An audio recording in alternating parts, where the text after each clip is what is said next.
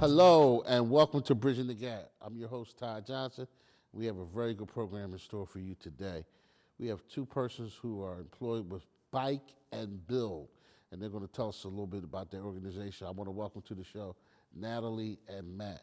Now, Natalie, you're the program director, Correct. and Matt, you're the office coordinator. Is that right. correct? Yeah. Okay, could you tell me first of all a little bit about Bike and Build, what you guys do, how long your organization's been around? Sure. We were founded in 2002. Our first routes went out in 2003. We had 2 routes then, and we added a route every year until 2009, so we have 8 routes total right now. We have a smaller 3-week ride that goes from Maine to New York City, and then an alumni ride in Florida in January, and that's the extent of our routes, but we're a nonprofit organization that raises money and awareness for affordable housing via cross-country bike trips. So we have, like I said, 8 routes that start on the East Coast, go all the way to the West Coast. Our participants are typically ages 18 to 25. Leaders can be up to age 28.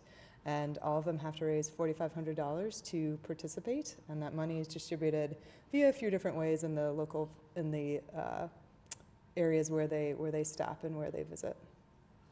Now, how did you guys get started in this particular work? Were you there at the infancy stage, or? I've led 2 trips. So I led a trip in 2009 and 2010. I biked from Providence to Seattle and then from Charleston, South Carolina to Santa Cruz, and started as a program director after that trip was over.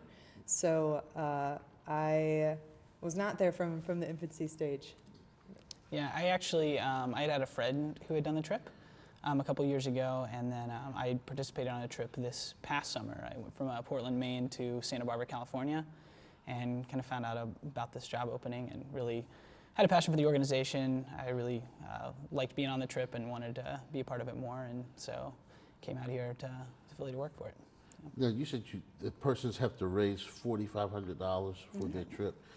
How do they do that? Is it a number of ways they do it? Is it businesses, individual donors, or? Sure, it's totally up to the riders how they want to go about that, whichever they think will be most successful. We do give them some tools and some tricks and things that have worked in the past for previous riders, typically things like letter campaigns or going out and just biking on a street corner and stopping strangers and talking them and telling them about what they're doing and about Bike and Build. But it's really, we impress upon our riders that the creativity usually goes a long way with fundraising. I don't know if you have anything to add. Yeah, I know. That's what I was going to stress, creativity. It's pretty recent for me. I just did one. I did like a dodgeball tournament, got some friends together, paid an entry fee, benefit concerts, just any sort of way to engage the community and try to raise that money. And then it all goes back into the grants that we're able to give out to affordable housing organizations. So the grants that you give out for affordable housing, is that spread throughout the country, or is there a centralized area where you concentrate on, or is that money just distributed all over the U.S.? We have a grant pool, so people apply to us and they send all their applications to the main office, and then we distribute them to the trips. So, and the riders have total autonomy and control as to where that money goes, which is a little bit of an atypical format for a nonprofit, in that they have complete agency to decide who gets the money that they fundraised.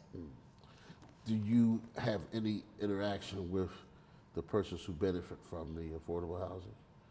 We do. We have our rides stop about once every week or so and have what we call build days, where they build with a local affordable housing affiliate. Typically an organization like Habitat for Humanity, but we try to get some of those local affiliates as well. And those organizations are encouraged to apply for grants, but that's not always who receives them. People who have they judge the grants based on merit. So perhaps like a tornado victim whose house has been destroyed, would that be a typical? We give more to organizations, so you do have to be a 501c3. That's pretty much our only criterion, in addition to being affordable housing and youth focused. Now, I understood you said that the people who actually participate on the bike trip are between 18 and 25 generally. So how would an old person like myself, how would I participate, or somebody who's in my age group, which is old, who's watching this program, how would they get involved? They don't ride a bike, they're not going to participate in the biking, but how would they go about giving a donation to your organization? Well, our organization is, you can visit our website at bikeandbuild.org. And there is, you can either give a general donation to the organization at large, or you can select a rider. All of our riders are on a drop-down menu there. In addition, if you don't want to give a donation, our routes, all of our route maps are there. And if you're locally based here, or if you're somewhere across the country, you can stop and meet with our riders, maybe provide them with some snacks or a meal. Calories are really the gateway to our riders' hearts. So, Wow. yeah. I admire what you guys do, because biking is something that I never participated in. When I was coming up, college, high school, and so forth, I was on a wrestling team, and I used to look at people who biked and just thought that they were, just people who were from like another world, because they would take these long trips Yeah. and brag about how they, went cross country and so forth. But we both wear spandex, so we have that in common. Right. Well, I was pre-spandex age. I'm very old. As a matter of fact, Ben Franklin and I were roommates in college. yeah? So that's how old I am. But that's a cool again, it is interesting to hear somebody who's biking, not just for the sake of biking, but you're actually doing it to make a difference in people's lives, would you say? Absolutely. Yeah, definitely. And so what benefit do you, your personal benefit, I guess, would be the fitness and the health part of it, but what other benefit do you get from being able to know that your organization is helping people to build affordable homes? How about you, Matt? We'll start with you. Yeah, I mean, one of my big draws for doing this is I wanted to do something. I had just graduated college. I wanted to do something, somewhat adventurous, and I'd always wanted to bike across the country. I've been biking for 4 or 5 years. I hadn't biked my whole life, but that was something that I wanted to do. And then just the draw of being able to do something more than just for myself. Being able to help people, being able to be a part of something larger and meet other people. Each route, each team is about 30 riders. So being able to meet people who have similar interests, similar passions, and want to give back as well. That was a big thing for me to be a part of the organization. Yeah. No, you said when you graduated college, what did you attend? I'm actually from Missouri, so I attended Drury University, which is a small liberal arts college in Southwest Missouri, and then also Missouri State University for a master's degree. So after you graduated, how did you hear about Bike and Build? Yeah, I'd said that I had a friend who'd done it, and it was something that when I heard about it, I was just like, I've got to do this. It sounds really like a really great experience, hearing a bunch of his stories, and so I had originally just decided to do a trip, and then just wanted to stay involved with the organization and come out here and work for it. Amazing. Yeah. How about you, Natalie? How did I get started in the program? I found out via a friend as well who had participated on a trip in 2005. And that's how a lot of our riders are recruited, actually, via word of mouth. Okay. So did you just hear through the grapevine, so to speak, and one thing leads to another, and Exactly. I guess that's how you got involved and stayed involved. Exactly, yep. You guys are heroes in a sense, because, again, when you think of cycling, you don't usually think of somebody who's cycling for someone else to benefit, someone else who needs affordable housing. Now, I know you said you deal primarily with 501c3 organizations. Mm-hmm. Would that consist of like churches or? It can. We typically do stay at churches and YMCAs, and really anywhere they'll give us a free night to stay, or a free place to stay, just to reduce overhead, and so then we can donate more money. If that church, sometimes Habitat for Humanities have affiliations with the church, but in terms of actual build days, it's more with an actual affordable housing organization than it is a religious affiliation. Well, that's amazing that you are continuing this work with Bike and Build. As again, like I said, as a person who's sort of an outsider looking at you guys, I marvel at what you do, because that your trips are cross-country trips. And just for me to walk from here to where I live, which is about a 10-minute walk, I'm thinking, wow, these guys bike. You bike all day and you stay at different locations. Is that correct? Mm-hmm. So you must be in fantastic shape. Yeah, I mean, but anyone can really do bike and build. It's all mental. I mean, one of the reasons we start on the East Coast is because the terrain is less severe and the cities are closer together. So we can, if they don't come to orientation in shape, they can hopefully work themselves into shape. But before they even arrive for their orientation, we do require that each rider has to complete 500 miles with one ride over 65 miles. So hopefully they come in and they're pretty physically equipped for what's ahead. Wow. Do you get a myriad of individuals who come and ride? I mean, are they from the city, from the suburbs, rural areas? Yeah, people from all over.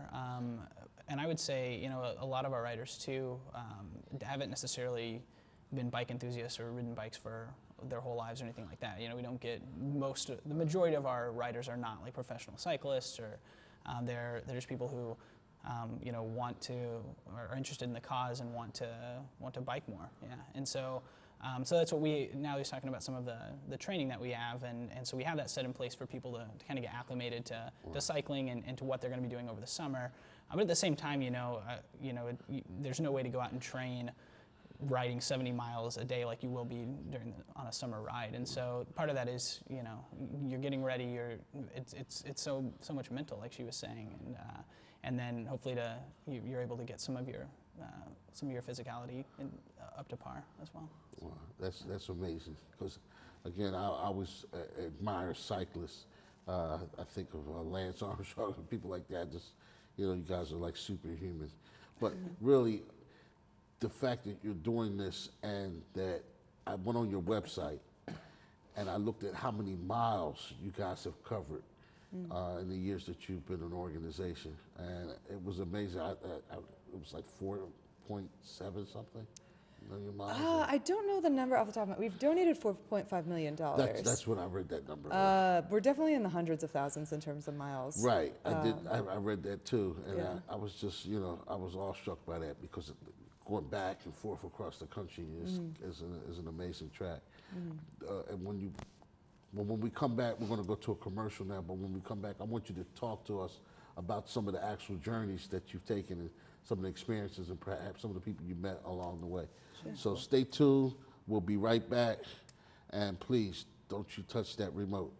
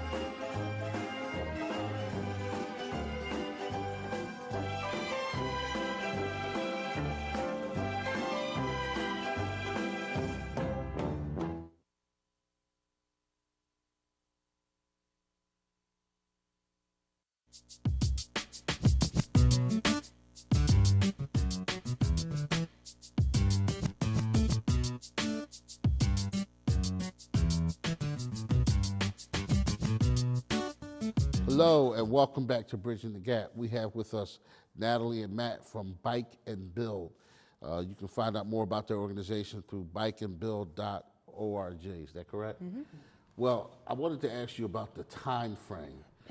How long does it take, the journey, how much time is spent, and how much time is needed for these trips and so forth. So could you kind of delve into that? Absolutely. So we open enrollment in late November, and we fill up the trips at that point. So each trip at maximum has 32 then when they ship out. And so our routes actually start in about 2 weeks. Our first route starts in May 9th, and then the latest one starts in mid-June.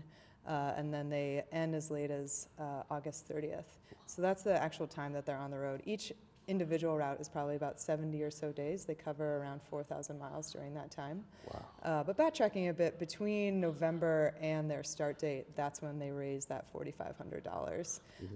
But we're consistently, I mean, I enrolled someone yesterday, so we're enrolling people as people withdraw for injuries or personal reasons, or they can't do the fundraising. So it is, after that initial enrollment phase, it is a rolling process. So you said 70 days and approximately 4,000 miles is the actual journey? Correct, about Wow, that. that's great. Now, do you guys go out every time that there's on your journey, do you guys participate in the actual cycling? No, so I have a co-program director. So we have 3 full-time staff in the office. A man named Brendan Newman is my co-program director, and then Justin is our director of operations and outreach, and then we have Matt, who is our office coordinator. So my co-program director, he has 4 trips, and I have 4 trips, and we are the point people for those trips. And so I go to my 4 trips, and he goes to his. And we stay there. We have a leader orientation for 3 days, and then there's a rider orientation that's typically 3 days. And then we drive the first day so that they can all ride out together as a group. And we try and stay with them for 1 or 2 days just to hang out with the group and listen to their stories and hear who they are. And then we jump to the next trip. So we're on the road pretty much for the entire summer doing those trips, but we're not actually crossing the country. Then you said your rider orientation. What would that consist of? A lot of things. It's just a total all-encompassing what's coming up for the summer. So we do a day in the life presentation, health and hygiene, how to take care of your body, make sure you're not getting sick. A safety presentation. We have an incredibly comprehensive safety program that we take very seriously. We have a shakedown ride. We go over just mechanics of Bike and Build. How does it work? What are our finances? We discuss affordable housing. It's really it's a lot of information in 3 days. Wow. Now, you guys are when you said the office, where's your office located? We're actually right on Ridge Ave over in Roxborough. Where in Ridge, though? I mean, specific. 6153, right next to the edible arrangements. If you're in the market for a fruit basket, you can stop by our office as well. 6153 Ridge Avenue. Yes. Okay, Yep. great. Now, I wanted to find out from you when you are doing when the cyclists are participating in the actual program, do you have any stories you can share about what happens in that journey? Like, what people are you typically going to meet? Some of the experiences you might have when you're staying at a church or a rec center overnight. Could you kind of share with our audience? Yeah, I actually one of my favorite things this summer. One of my favorite things to talk about the trip is all the people that we meet along the way. You know, whether it's hosts that we were able to stay in, that's people who work in churches or schools, or whether it's actually people that we're building with, so site coordinators or the homeowners themselves. It's just really neat to see so many people who care about this cause, and you know, even people that host us, they're doing that because they believe in our organization, they believe in the work that Bike and Build's doing, and so just all the people that we meet that was one of the most inspiring things to me, was to see how many people do care about this and can come together and support something that is doing good in communities across the country. Yeah. Now, I have a question. The people who know about Bike and Build, I'm assuming it's a pretty wide audience, but what do you do for advertising to bring in new people who might be potential contributors or so forth? We don't really have a formal marketing or advertising campaign at all. Like I said earlier, it's all pretty much word of mouth. of Like we mouth. really rely on our alumni. We have done a few outreach events at campuses. A lot of our alumni are pretty proactive in doing that themselves. But besides that, we have a Facebook page. It's just Bike and Build, but there is no real formal constructs of marketing or We advertising. do the occasional television shows. Yeah. Right, Yeah. okay, right, Yeah. yeah, like this one. Right, Yeah. I think Fallon's next maybe. Yeah, Jimmy Fallon it's on the- next it's on week. the road. right, Yeah. okay. Super casual. Tell him I said hi, by the way. All right. But I was, because it's amazing that you all are able to continue to get people through word of mouth who constantly want to ride or to contribute or who know about the program, the benefits of what you do. Because in this day and age, when we think of an organization like yourself, we always think of the marketing or advertising piece. But you're saying the primary marketing tool that you guys utilize is that word of mouth. And so that I guess as you track across the country, you're meeting people from all over. Is that correct? Was that, is my assumption right? Absolutely. And I think a lot of it is just creating a great experience and therefore creating great alumni. And we have certainly recruited riders from churches where we've stayed along the way. But a lot of it is, a lot of our recruitment is when riders come home and they talk to their college friends or just their high school buddies and just barrage them with stories and pictures from the summer. And then that's exactly what how Matt came on board. It was just, oh, that sounds awesome. I want to do that. So we're talking about 2.5 months of biking, and the building aspect of it. I know we were talking about the bike, but the building aspect.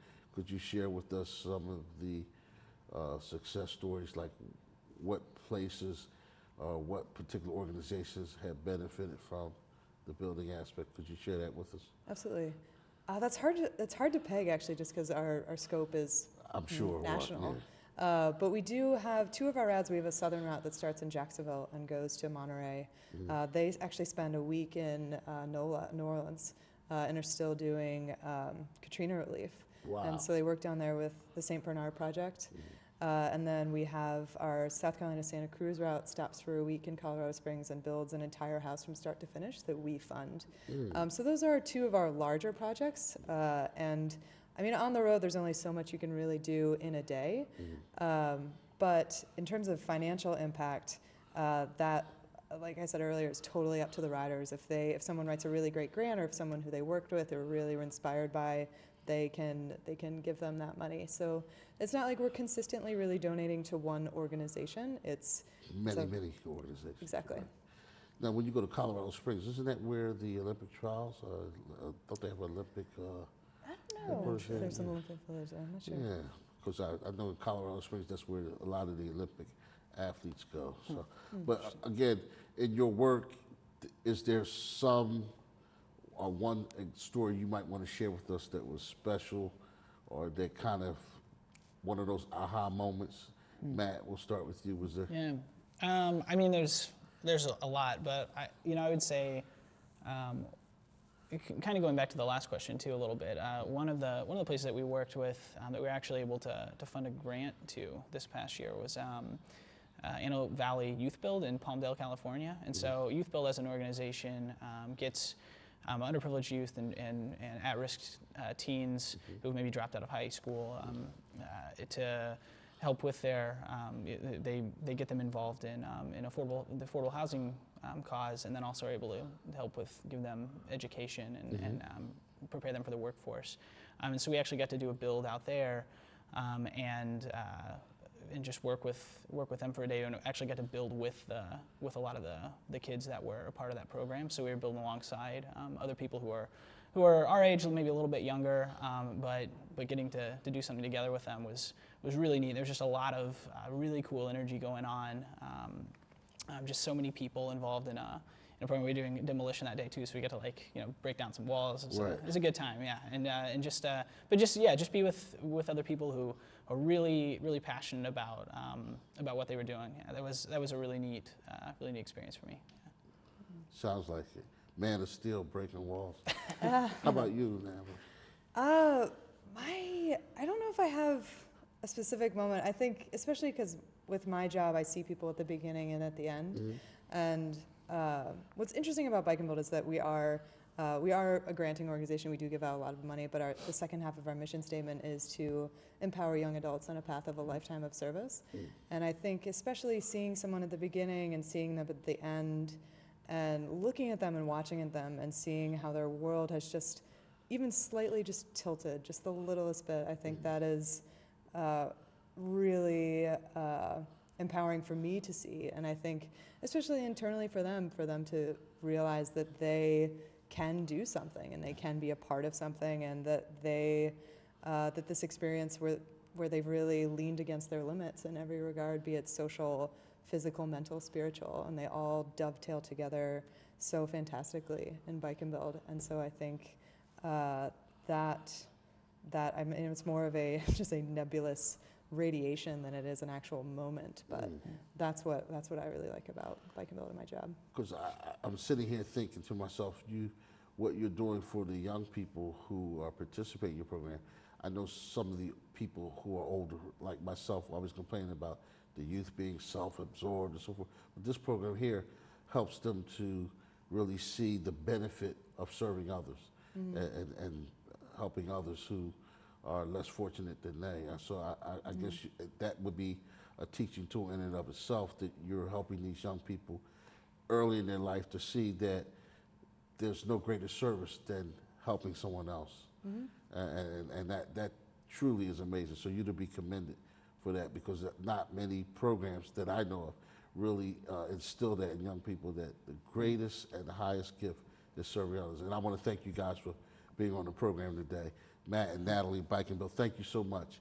Again, I'm Ty Johnson. When one's on the right, another's on the left. When we reach towards the middle, we begin to bridge the gap. Until next time, love somebody and be nice to everybody. Bye for now.